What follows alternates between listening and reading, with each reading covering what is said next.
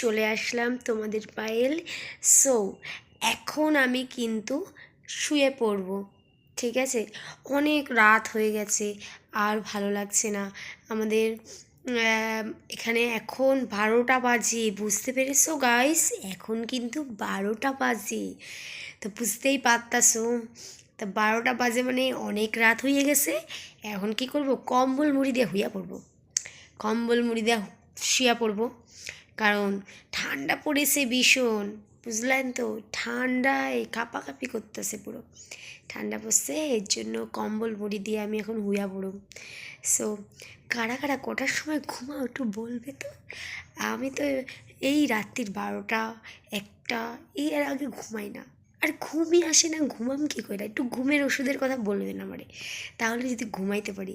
আপনাদের কাছে কোনো টিপস আছে ঘুমের ওষুধের কথা? কাউকে বলবেন না কিন্তু, আমার একটু বলবেন, ঠিক আছে? একটু ঘুমের ওষুধের দেবেন তো, যদি আপনাদের কাছে জানা থাকে। সো তা গাইজ, আজকের মতো টাটা দিতেছি।